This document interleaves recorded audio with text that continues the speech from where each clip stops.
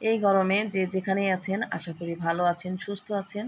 আমরা তো আলহামদুলিল্লাহ আছি। আর এই গরমে সবাই কিন্তু বেশি, বেশি করে পানি জাতীয় খাবার খাবেন। দেশে এবং দেশের বাইরে থেকে যারাই আমার এই ভিডিওটি দেখছেন অবশ্যই একটা লাইক দিয়ে আমার ভিডিওটি দেখবেন। হ্যালো এভরিওয়ান, আসসালামু আলাইকুম। কেমন আছেন সবাই? আশা করি সবাই ভালো আছেন। মেয়েদের জন্য সকাল বিকাল যেকোনো একবেলা এরকম নাস্তা তৈরি করতেই হয়।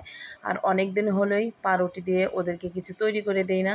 তো ভাবলাম ঘরে যেহেতু পাউরুটি আছে, ডিম আছে, তাহলে এরকম একটা নাস্তা তৈরি করে দেওয়া যেতেই পারে। আর যেহেতু বিকালবেলা এই নাস্তা না খাওয়া পর্যন্ত ওরা তো পড়তে বসবে না।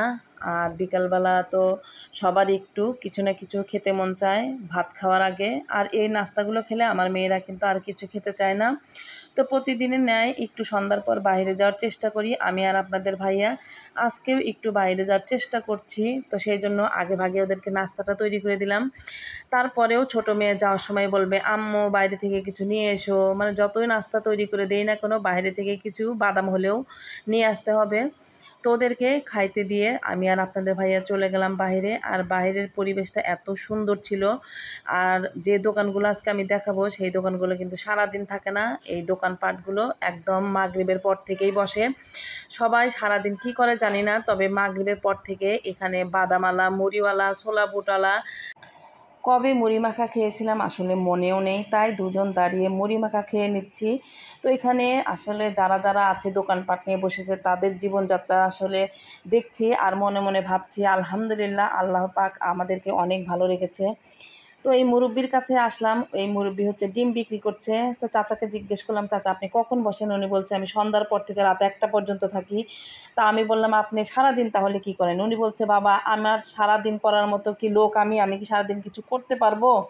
আমার করার সেরকম সামর্থ্য নাই। ডিম বেচেই যা লাভ হয় সেটা দিয়েই আমি বাজারঘাট করে বাড়িতে নিয়ে যাই। তো এই কথা শোনার পর আপনাদের ভাইয়া বলল আমাকে একটা ডিম দেন।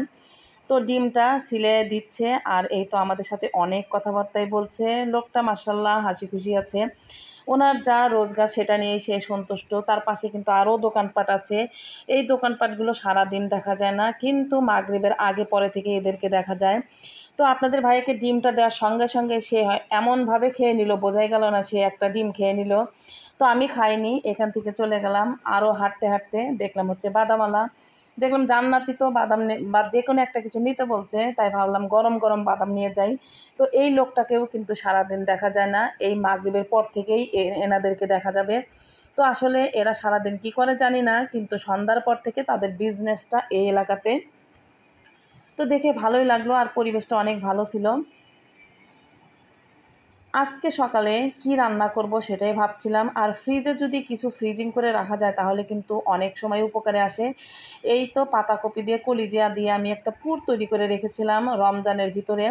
তো ভাবলাম আজকে এটা বের করি। আর যেহেতু বাজারঘাট সেভাবে কিন্তু এখনও করা হয় নাই, বেতন না পেলে কোনো কথাই নাই, কোনো বাজারঘাট হবে না। তাই যা কিছু আছে ফ্রিজ থেকে খুঁটে খুঁটে বের করে সব শেষ করে দিচ্ছি। তো একটা ডিম ছিল আর 1.5 কাপ পরিমাণ ছিল ময়দা, সেটা দিয়ে একটা ব্যাটার তৈরি করলাম। আর এই তো একটা শীট তৈরি করব। শীট তৈরি করে ওই যে ভেজিটেবলটা ওটা দিয়ে দেখি রোল বানিয়ে 3 মা মেয়ে সকালবেলা নাস্তা করা যায় কিনা। আর এদিকে আপনাদের ভাইয়াকে তো হালকা পাতলা নাস্তা করে অফিসে পাঠিয়ে দিয়েছি। যখন সে আমাদের এই ভিডিওগুলো দেখবে অফিস থেকে তখন কিন্তু সে আমাকে মেসেজ দেবে, কি ব্যাপার এই নাস্তা তো আমি পাইলাম না, আমার জন্য যেন এই নাস্তাটা অবশ্যই থাকে। তো যাই হোক তার জন্যও রেখে দেব। আর 3 মা মেয়ের জন্য তৈরি করছি এই শীটগুলো। এই ডিম দিয়ে ব্যাটারটা তৈরি করলে কিন্তু অনেক সুন্দর একটা স্মুদি শীট হয়। এটা কিন্তু রুটি অথবা পরোটা করে আপনারা খেতে পারবেন। ভেজিটেবল দিয়ে আমার মোটামুটি রোলটা কিন্তু একদম রেডি হয়ে গিয়েছে। আর অনেক সময় কিন্তু যে রোলটা বানাই সেটা কিন্তু ব্রেড ক্রাম্বস, তারপরে ডিমের ভিতর চুবিয়ে, ব্রেড ক্রাম্বসে চুবিয়ে এভাবে সুন্দর করে আমরা গড়িয়ে গড়িয়ে কিন্তু তেলে ভেজে নিই। কিন্তু আজকে একদম ভিন্ন ধরনের। আজকে কোনো পাউরুটির ব্রেড ক্রাম্বস এই ধরনের ভিতরে চুবাইনি, ডিমে চুবাইনি, সরাসরি ওই শীটটার ভিতরে রোল দিয়ে রোল সাইজ করে তেলে ভেজে নেব। আর আমি হচ্ছে সয়াবিন তেল দিচ্ছি না, কিন্তু আমি সরিষার তেলে ভেজে নিচ্ছি। তো মাশাআল্লাহ এটা হতে যতক্ষণ লাগবে ততক্ষণই, তারপরে 3 মা মেয়ে এটা খেতে বসে যাব। তো আপনাদের কাছে ভিডিওটি কেমন লাগছে অবশ্যই কিন্তু একটু লাইক কমেন্ট শেয়ার করবেন।